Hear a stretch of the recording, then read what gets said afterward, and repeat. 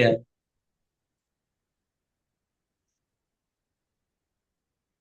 Nanti bisa di-cut nggak? Bisa dipotong toh? Ya, Ya, oke. Bismillah. Oke, Bismillahirrahmanirrahim. Oke, kita mulai ya guys. Start dulu. Oke. Bismillahirrahmanirrahim. Assalamualaikum warahmatullahi wabarakatuh. Perkenalkan teman-teman, saya Marsinia Rahmi Pradani Putri. Hari ini bersama rekan saya Muhammad Rifki Maulana, kami akan mereview jurnal berjudul The Indonesian Independent Curriculum Requires Student Center Teaching Approach. Does the teacher quite accompany a grade 8 ministry published mathematics textbook assist of teacher? Jadi kalau misalkan hari ini kita akan review jurnal. Kalau misalkan judul ini kita terjemahkan ke dalam bahasa Indonesia, itu adalah Kurikulum Merdeka Indonesia menuntut pendekatan pengajaran berpusat pada siswa. Apakah panduan guru yang menyertai buku teks matematika kelas 8 terbitan kementerian itu membantu guru? Nah, jurnal ini ditulis oleh Rahima Susanta Susanto Utari pada tahun 2024. Jadi sebelum kita berbicara tentang mendalam tentang kurikulum merdeka, maka kita akan membahas dulu apa itu kurikulum merdeka. Jadi konteks kurikulum merdeka itu apa sih? Jadi apa yang membedakan kurikulum merdeka dengan kurikulum sebelumnya? Jadi kurikulum merdeka ini menuntut perubahan paradigma dari kurikulum sebelumnya yang berpusat pada guru menjadi berpusat pada siswa atau bisa disebut sebagai student center. Kemudian, dengan metode pembelajarannya yang berbeda dari kurikulum sebelumnya, kurikulum merdeka ini mendorong penggunaan model aktif seperti project based learning atau PJBL dan inquiry based learning. Jadi, seperti yang kita tahu bahwa project based learning atau PJBL ini adalah pembelajaran berbasis proyek di mana model pengajaran siswa itu mendapatkan pengetahuan dan keterampilan dengan mengerjakan proyek yang berkelanjutan dalam jangka waktu tertentu. Sedangkan inquiry based learning itu adalah pembelajaran berbasis inquiry atau penemuan. Pendekatan ini di mana siswa diajak untuk berinteraksi dengan lingkungan, mengajukan pertanyaan, menyelidiki, dan menemukan jawaban sendiri, alih-alih hanya menerima informasi dari guru. Kemudian, apa itu peran buku teksnya? Pertama, buku teks menjadi sumber utama dalam pengajaran matematika di Indonesia. Kedua, panduan guru seharusnya menjadi alat utama untuk memfasilitasi guru agar berhasil menerapkan pendekatan student center ini di kelas. Nah, kenapa jurnal ini ditulis? Karena penelitian sebelumnya hanya menunjukkan panduan guru seringkali tidak memberikan bimbingan yang memadai. Next, silahkan Mas Rifki untuk menjelaskan slide setelahnya. Baik, terima kasih Mbak Mia. Pada kesempatan kali ini saya akan menjelaskan tujuan, objek, dan metode yang dilakukan penulis pada penelitian kali ini. Tujuan peneliti meneliti buku teks pada kesempatan kali ini yaitu menganalisis sejauh mana bimbingan pedagogis yang disediakan dalam buku teks atau panduan guru mendukung implementasi pengajaran berpusat pada siswa. Karena yang sudah disinggung pada Mbak Mia di awal tadi, karena pada kurikulum Merdeka kali ini, di mana pembelajaran berpusat pada guru menjadi berpusat pada siswa. Nah, kemudian objek yang diteliti pada penelitian kali ini yaitu buku panduan guru dan buku teks matematika SMP atau MTS derajat kelas 8 terbitan kementerian. Kemudian metode yang digunakan pada penelitian kali ini yaitu penelitian kualitatif dengan analisis tekstual dan pengkodean teks. Dengan menerapkan metode pengkodean teks, peneliti dapat mengungkapkan pola dalam teks. Panduan guru diperiksa sesuai desainnya atau sesuai yang tertulis. Kemudian kita mau masuki fokus analisis atau bagian-bagian yang dianalisis pada panduan guru atau buku teks. Yang pertama, penelitian ini meneliti bimbingan pedagogis yang disediakan oleh panduan guru dalam menggunakan bagian-bagian di dalam buku teks atau panduan guru. Fokus analisisnya yang pertama, mari kita bereksplorasi sejumlah 33 bagian. Kemudian yang kedua, mari berpikir kritis sejumlah 33 bagian. Mari berpikir kreatif sejumlah 24 bagian. Mari menggunakan teknologi sejumlah 15 bagian. Mari bekerja sama sejumlah 7 bagian. Dan yang terakhir yaitu mari berkomunikasi 15 bagian. Dari buku teks ini penting untuk menganalisis bimbingan pedagogis yang disediakan untuk menggunakan bagian-bagian karena bagian-bagian ini menyediakan tugas bagi siswa untuk menemukan dan memahami konsep matematika. Setiap bagian seharusnya mendukung proses penemuan konsep oleh siswa itu sendiri.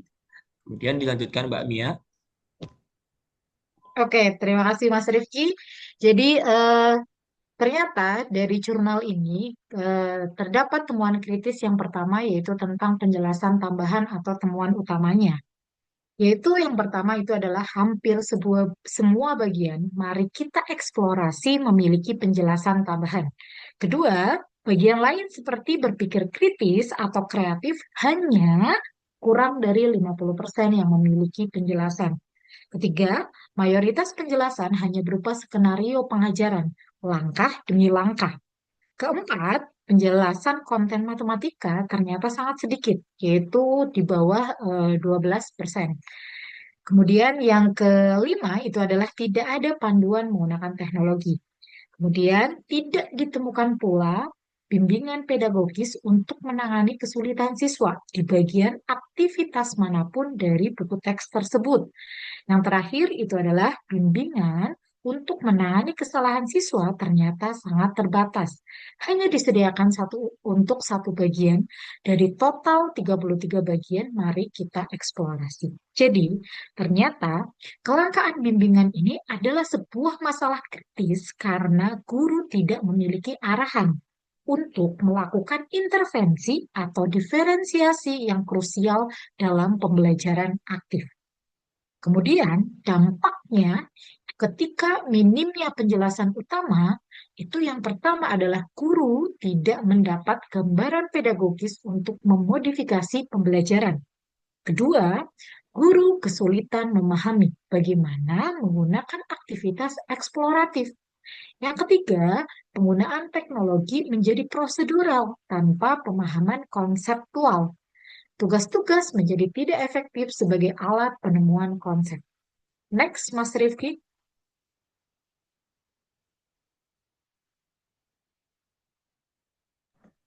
Baik. Kemudian temuan kritis kedua yang ditemukan dalam penelitian pada buku teks atau panduan guru kali ini yaitu kualitas kunci jawaban, yaitu masalah yang ditemukan. Yang pertama, kunci jawaban tanpa penjelasan. Di dalam kunci jawaban tanpa penjelasan ini dominan pada mari kita eksplorasi dan mari berpikir kreatif hanya memberikan jawaban akhir bukan cara penyelesaiannya. Kemudian kunci jawaban dengan penjelasan hanya dominan pada satu bagian yaitu mari berpikir kritis. Yang ketiga tidak ada kunci jawaban. Tidak disediakannya untuk sebagian besar bagian mari menggunakan teknologi dan mari bekerja sama tidak ada kunci jawabannya. Kemudian hanya satu dari 15 bagian mari menggunakan teknologi yang diperiksa memiliki kunci jawaban dan itu adalah kunci jawaban tanpa penjelasan itu tadi. Kunci jawaban yang minim penjelasan kurang memberikan wawasan pedagogis kepada guru, menyulitkan mereka untuk memahami alur berpikir siswa dan memandu proses penemuan. Nah, pada temuan kritis kali ini kunci jawaban adalah memegang peran penting dalam membantu guru untuk memahami alur berpikir siswa dan memandu proses penemuan. Selanjutnya, temuan kritis tiga yaitu bimbingan pedagogis untuk mengatasi masalah siswa. Yang pertama, skenario pengajaran atau arahan mengajar. Di dalam dukungan yang tidak di dalam skenario pengajaran, dukungan yang tidak merata hanya disediakan untuk hampir semua bagian. Mari kita eksplorasi saja. Selanjutnya, hampir seluruh bagian tidak dilengkapi bimbingan menangani kesalahan atau kesulitan. Yang ketiga, hanya satu tugas di seluruh buku yang memiliki bimbingan kesalahannya. Kemudian, tidak ada satupun bagian memiliki bimbingan menangani kesulitan siswa. Padahal, miskonsepsi matematika adalah masalah umum dalam pembelajaran. Jika dan apabila di dalam buku teks atau pegangan guru tidak ada bimbingan pedagogis untuk mengatasi masalah siswa, itu sangat memberatkan guru dalam memulai pembelajaran atau dalam memecahkan suatu masalah yang ada di dalam kelas. Pada bagian mari menggunakan teknologi, panduan guru seringkali hanya menyalin tugas dari buku teks tanpa memberikan petunjuk tambahan tentang cara memfasilitasi atau membimbing siswa menggunakan alat digital tersebut. Panduan guru kurang memiliki dampak edukatif dan direktif pada sebagian besar aktivitas aktif. Di dalam bimbingan pedagogis, menangani kesalahan dan kesulitan siswa jarang disediakan dalam panduan guru ini. Dan ini adalah masalah kritis bagi panduan guru yang yang penulis teliti. Kemudian akan dijelaskan oleh Mbak Mia masalah kritis di dalam panduan guru tersebut.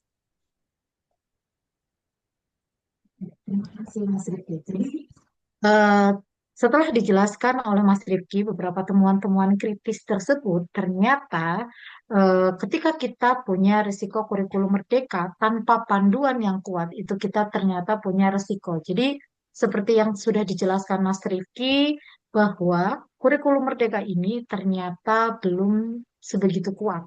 Jadi apa sih resiko-resiko yang bisa didapatkan ketika kurikulum merdeka tidak mempunyai panduan yang kuat? Secara keseluruhan, panduan guru tersebut hanya memberikan dukungan yang terbatas bagi guru. Kurangnya bimbingan yang memadai dapat mendorong guru kembali ke model pengajaran berpusat pada guru demi efisiensi waktu, bertentangan dengan tujuan kurikulum merdeka, yang artinya tadi student center, bukan lagi sebagai guru center. Nah, jika isinya tidak memberikan nilai tambah, maka guru cenderung tidak menggunakannya. Temuan ini menegaskan perlunya revisi pada panduan guru di masa depan untuk memperkuat implementasi di lapangan. Jadi, mengapa panduan guru menjadi krusial? Pertama, pembelajaran berpusat pada siswa atau student center ini menuntut guru mengajukan pertanyaan pemandu. Kemudian yang kedua itu adalah mengelola diskusi, menghadapi ragam respon siswa. Jadi pembelajaran berpusat pada siswa ini tidak selalu urusannya dengan siswa, tapi ternyata guru juga punya tugas yang lebih. Karena untuk menjadikan kurikulum ini berpusat pada siswa, maka guru perlu juga mengajukan pertanyaan-pertanyaan pemandu. Nah, terus kemudian yang kedua, kenapa panduan guru itu menjadi krusial? Yaitu semua ini membutuhkan bimbingan eksplisit dalam panduan guru. Ketiga, ketiadaan dukungan. Guru gagal memanfaatkan aktivitas dalam buku teks. Nah, kesimpulannya dari jurnal yang kita bahas pada hari ini, ternyata panduan guru matematika kelas 8 ini memberikan dukungan yang sangat terbatas dalam mendukung guru melakukan pengajaran berpusat pada siswa. Kenapa? Karena Satu, panduan guru harus diperkaya dengan bimbingan eksplisit untuk mengatasi kesulitan siswa dan kesalahan siswa.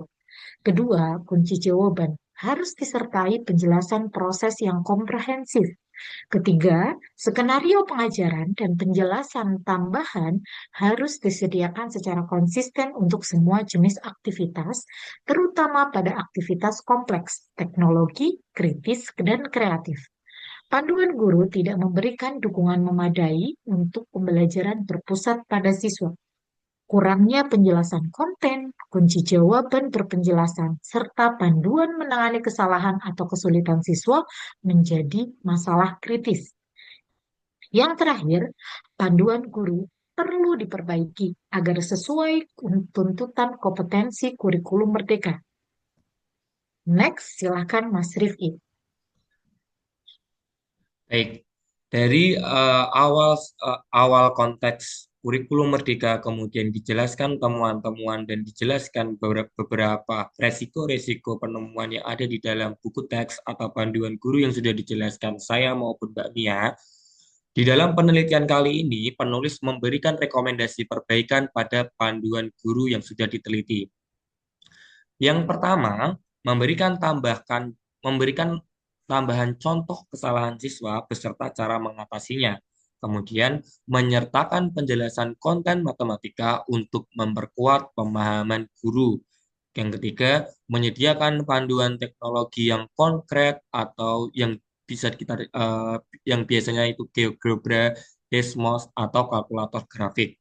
Yang selanjutnya yaitu memberikan contoh pertanyaan pemantik untuk mendorong berpikir kritis. Yang selanjutnya, menyertakan variasi skenario pengajaran bukan hanya satu model. Selanjutnya yaitu lengkapi kunci jawaban dengan reasoning atau bukan jawaban akhir saja. Nah, penulis atau peneliti pada kesempatan kali ini merekomendasikan perbaikan-perbaikan panduan guru yang diteliti untuk memberikan suatu buku teks atau panduan guru yang lebih memfasilitasi guru dalam membersamai siswa di dalam pembelajaran kurikulum Merdeka tersebut. Gunanya supaya guru tidak kesulitan memahami siswa dan memberikan suatu pengajaran yang lebih inovatif dan kreatif. Juga guru tidak berpusat pada guru saja, tetapi berpusat pada siswa tadi yang sudah dibahas di awal. Baik, itu saja yang bisa kami sampaikan mungkin dari saya, Muhammad Rifki, dan rekan saya, Mas Nia Rahmi, pada kesempatan kali ini membahas kajian literatur, eh, artikel atau jurnal internasional yang membahas tentang kurikulum Merdeka dengan panduan guru. Semoga apa yang sudah kita kaji dan sudah peneliti kaji di dalam penelitian kali ini memberikan satu dampak positif untuk memberikan suatu perubahan nyata di dalam panduan guru, di dalam eh, membantu guru untuk membersamai pembelajaran di dalam kelas pada kurikulum Merdeka. Mungkin itu saja dari saya. Ada tambahan dari Mbak Mia mungkin? Cukup. Cukup. Baik. Itu saja dari saya dan Mbak Mia. Kurang lebihnya mohon dimaafkan. Apabila ada kesempatan lain kali, kita akan berdiskusi selanjutnya. Dan apabila ada pertanyaan, bisa diketikkan di kolom komentar berikutnya. Nanti kita akan berdiskusi bersama. Begitu, saya dan Mbak Mia mohon maaf. Pamit. Wassalamualaikum warahmatullahi wabarakatuh. Waalaikumsalam warahmatullahi wabarakatuh. Sampai Terima kasih. bertemu di diskusi